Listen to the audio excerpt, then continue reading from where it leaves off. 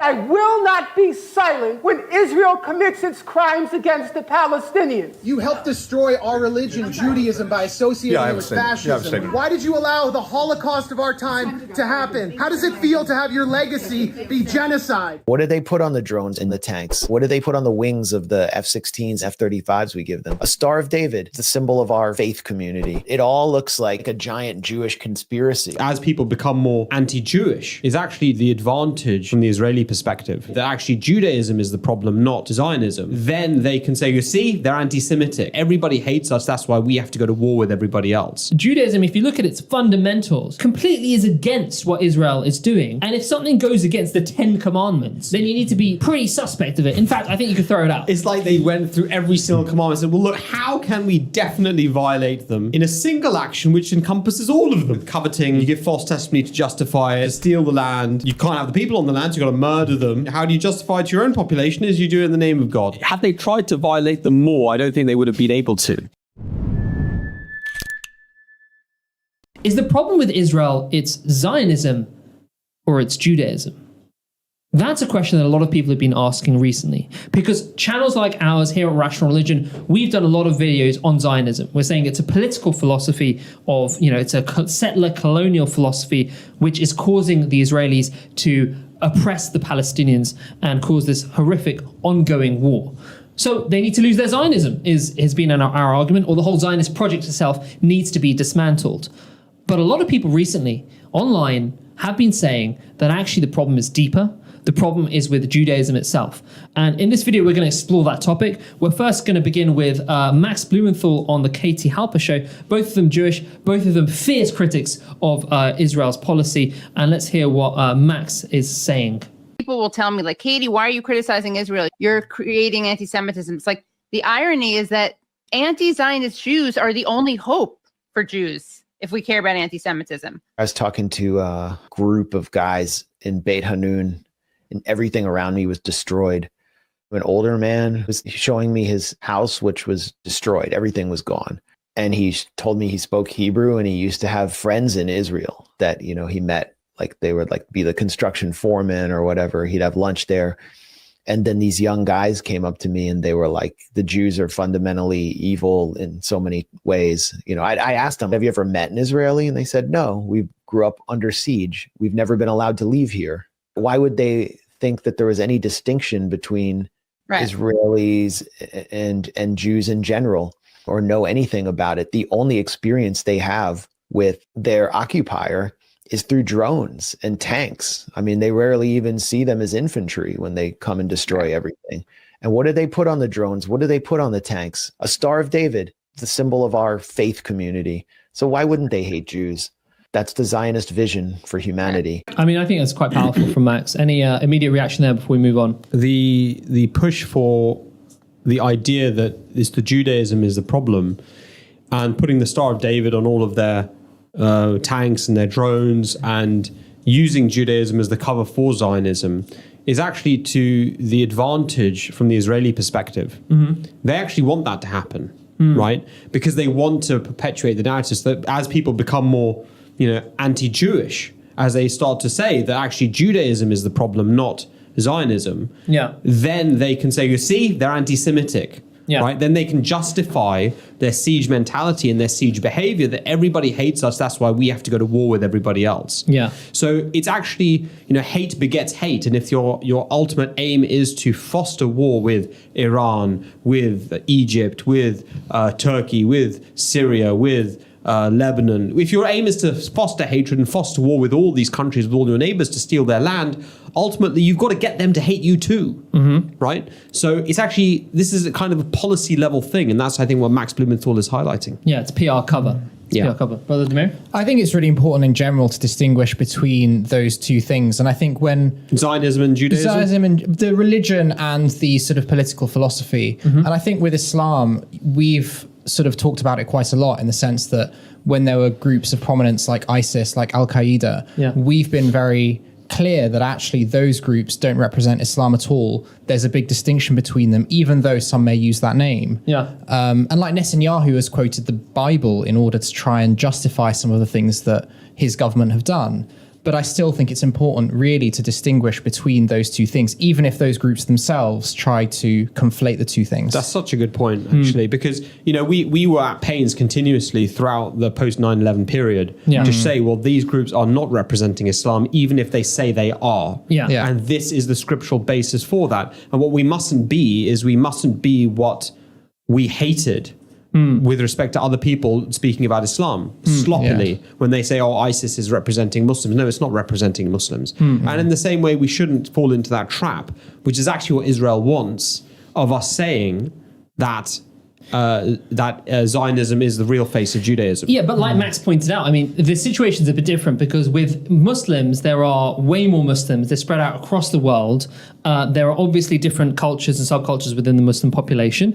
And it's very clear that, you know, the vast majority of Muslims act in a peaceful way, and that the majority even of Muslim nations act in a peaceful way in their international relations, right? Yeah. With Israel and Judaism, actually the situation is different because there's only one country which is majority, or at least a significant portion is entirely Jewish.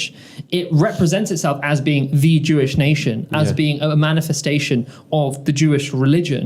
And it says that it's doing all of its works in the name of Judaism. So it's deeply damaging to, like, there was no actual analog to that in a direct sense or anything to the same degree. You could argue Saudi, but even that, it's no Muslim. It's not the same. It's not. I mean, I think Israel has like almost half of the Jewish population in the world. Yeah, exactly. And I think there's another aspect of it which is slightly different, which is that, you know, Jewish people throughout the world have historically supported Israel. Yeah. Right. Yeah. If you look at the support of Muslims for in the recent history, but since Israel's been around, I guess. Since Israel's been around. But if you look at the support the Muslims had for terrorist activities, for example, or ISIS or, you know, Al Qaeda, it would be, you know, vanishingly small. Yeah. You know, vanishingly small. And Muslims would be out and out prominent saying this is an absolutely horrific, these are horrific groups, they have nothing to do with Islam. Yeah. So I think that the Jewish community is increasingly turning against Israel, especially in the younger generations now.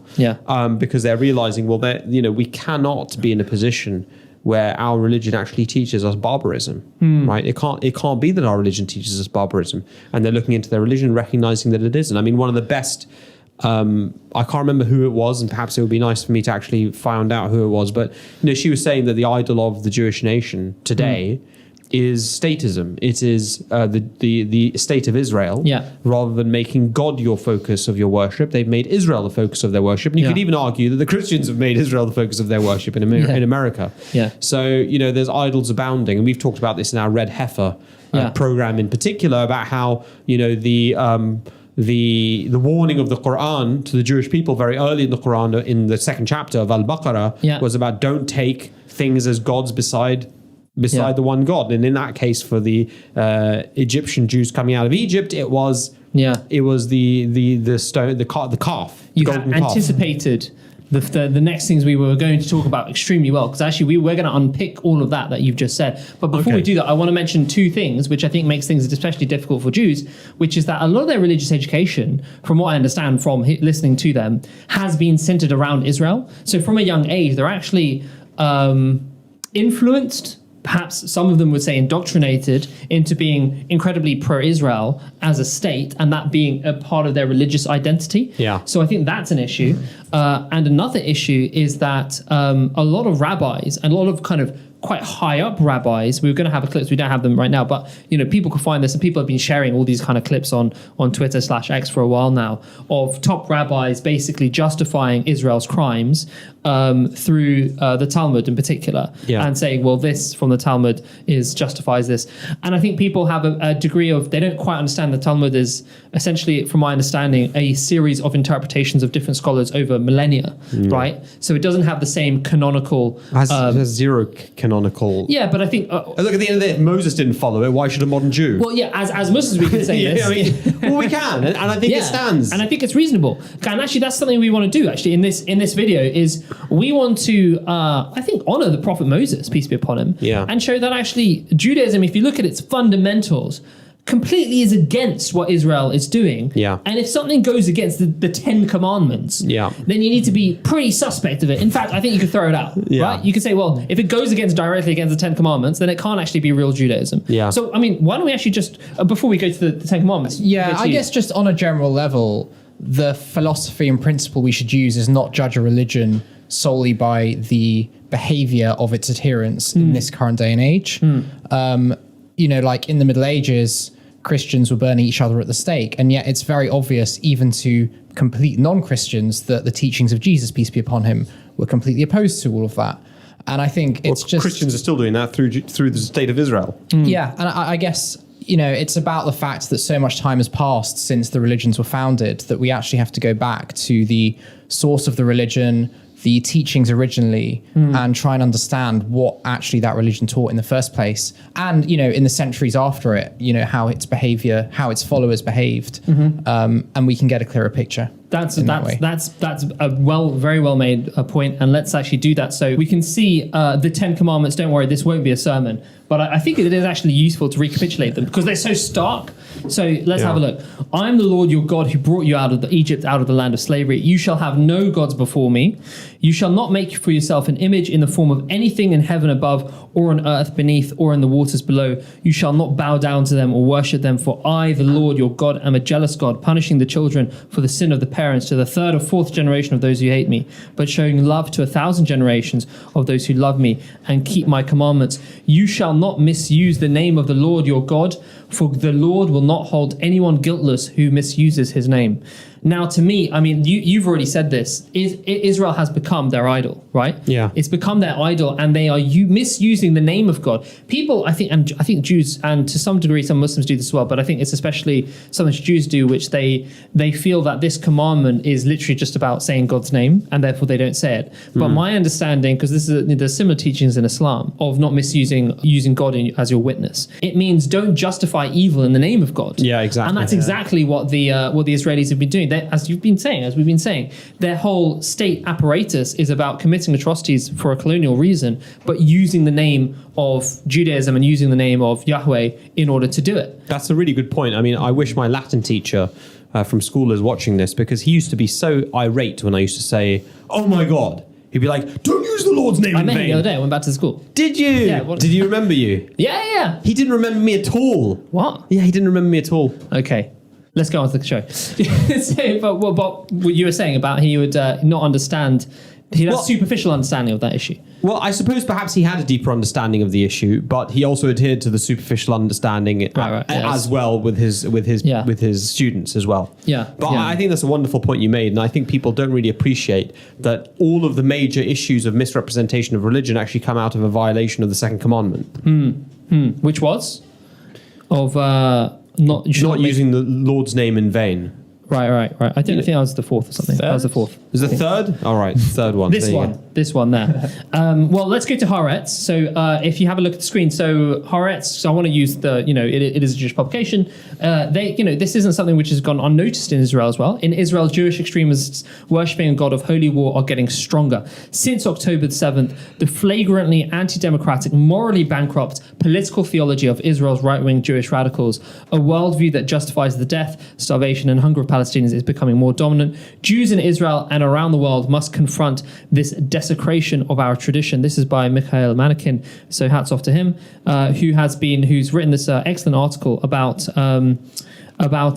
how basically statism and Jewish nationalism has become a god, which has been, for instance, he says, for Leo, blocking aid to a starving population, even against the wishes of the Israeli military and an extreme right-wing government, is a more crucial religious commandment than keeping the Sabbath. Oh, they're doing it on the Sabbath. Yeah, and actually that is, they are. Yeah, so, and actually that's the next commandment, isn't it? Observe the Sabbath day by keeping it holy as the Lord your God has commanded you. But as he goes through in some detail, he goes through how they are committing oppression on the day of the Sabbath and using their oppression to justify violating the Sabbath. Yeah. I guess the other aspect is just they need to appeal to some higher authority in order to justify them. Otherwise, it's completely unjustifiable. It is anyway, but if they say, "Oh, this is a commandment from God," then perhaps it will give them more credibility in some people's eyes. Yeah. And that's what people do, don't they? They appeal to the highest authority in order to commit actions of war and terror and these kind of things. Using the name of God for your Yeah. own evil actions. Yeah. So, And in fact, the first criminal who did that was Satan at the end of the day, according to religious tradition, is, he violated God's commandment to bow before Adam. And why? Because I am better than he, and I will be able to extol your glory and your greatness better than he can, right? So it's the name of the glorification of God that Satan said, I'm better than him. That's why I'm going to seek to mislead him. so